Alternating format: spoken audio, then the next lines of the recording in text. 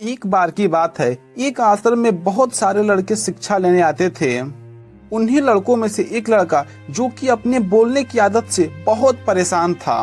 वह कहीं भी जाता था अपने मित्रों के बीच में तो अपनी राय रखने लगता था। उसे किसी भी चीज का ज्ञान हो या न हो, लेकिन वह अपनी बात रखने लगता था, जो कि यह बात उन दोस्तों को नहीं पसंद थी। आश्रम में रहने वाले हर शिक्षक और शिष्य के प्रति जो भी उसकी नकारात्मक या सकारात्मक सोच थी, सब बोल देता था। जब भी कोई आश्रम का दूसरा लड़का कोई भी समस्या लेके उसके पास आता तो वह बिना सोचे और समझे और उसकी पूरी बात सुने बिना अपनी बात रख देता था, जो कि यह बात उन बच्चों को एकदम नहीं पसंद थी। वह अक्सर अपने मित्रों से कहा करता था कि तुम्हें यह काम ऐसे करना चाहिए, वह काम वैसे करना चाहिए। उसे अपने आसपास के चीजों के बारे में जो भी आधा अधूरा ज्ञान था वह सब बोल देता था और कह देता था। उसकी इन बातों की वजह से आश्रम का कोई भी शिष्य या गुरु उसकी बातों को ज्यादा गहराई से नहीं लेते थे और उसके साथ जो पढ़ने वाले शिष्य थे उससे दूरी बना के रहना चाहते थे। उस शिष्य को भी पता था कि मेरी इस बोलने की आदत से हर एक शिष्य परेशान है, लेकिन वह जानने के बावजूद भी इस आदत को नहीं छोड़ पा रहा था। तो उसने एक दिन अपने गुरु के पास गया और यह सब सारी बातें कह बताई। तब गुरुजी बोलते हैं कि बच्चा, ज्यादा वही बोलता है जिसे लगता है कि उसे हर एक चीज का ज्ञान है। ऐसा इंसान जिसे पता हो कि मुझे हर एक चीज के बारे में जानकारी नहीं है, वह कम ही बोलता है, ज्यादा नहीं बोलता और ना ही बिना मांगे किसी को सलाह देता है। इसलिए सबसे पहले खुद के अंदर का जो यह अभिमान बनाए हो, घमंड बनाए हो कि मुझे सब कुछ पता है, इसे खत्म करो पहले। तब उसने अपने गुरुजी के सामने हाथ जोड़ के कहा कि गुरुजी, मुझे कुछ आप ऐसा उपाय बताइए जिससे मैं इन आदतों से दूर जा सकूं। तब गुरुजी ने एक बात कही कि बेटा, मैं तुम्हारी इन आदतों को एक दिन में तो नहीं खत्म कर सकता, लेकिन कुछ उपाय बता रहा हूँ, कुछ रास्ते बता रहा हूँ जिससे तुम इन आदतों को छोड़ दोगे। और मैं तुम्हें यह भी बताऊंगा कि तुम्हें किन मौकों पे शांत रहना चाहिए जिससे तुम खुद को दुखी होने से और किसी बड़ी मुसीबत में पड़ने से बचा सको। उस शिष्य ने कहा कि जी गुरुजी, आप जैसा कहेंगे मैं वैसा ही करूंगा, आप बताइए मुझे क्या करना है। तब गुरुजी कहते हैं कि बच्चा, इन 5 बातों के बीच अपनी बातों को कभी नहीं रखना चाहिए। पहली बात, जब तुम्हें लगे कि तुम्हारी बातों को सामने वाला व्यक्ति नहीं समझ पा रहा तो तुम्हें शांत हो जाना चाहिए, क्योंकि अपनी बात कहने का तुम्हें कोई फायदा नहीं होगा, क्योंकि वह व्यक्ति तुम्हारी बातों को गंभीरता पूर्वक से नहीं ले रहा। तब तुम्हें वहां शांत हो जाना चाहिए।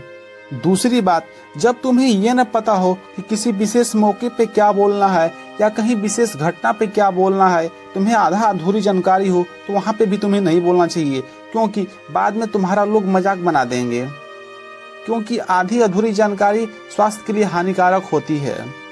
तुम्हें वह बात तभी कहनी है जब तुम्हें उस बात के बारे में पूरी जानकारी हो, तभी वह बात तुम किसी के सामने रखो, क्योंकि आधी अधूरी जानकारी किसी के सामने नहीं बताई जाती।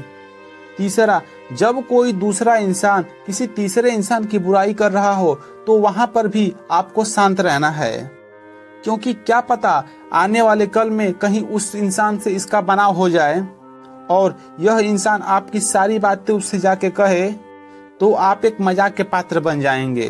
तो इसलिए कोई भी दूसरा इंसान किसी तीसरे इंसान की बुराई करे तो वहां पे भी आपको हाँ या ना में कुछ प्रतिक्रिया नहीं देना है, बस उसकी बातों को सुनना है और चले आना है। चौथा, जब तुम्हारे घर वाले तुम पे गुस्सा करें, डांटे और बोलें तो तुम्हें उस वक्त भी शांत होना चाहिए। इसलिए जब तुम्हारे घर वाले या तुम्हारे कुछ खास दोस्त या तुम्हारे कुछ खास रिलेशन वाले अगर तुम पे किसी बात का गुस्सा करे तो तुम्हें उस वक्त शांत रहना चाहिए, क्योंकि जब किसी भी इंसान का गुस्सा शांत होता है तो खुद उसे अपनी कमी या गलती महसूस होती है।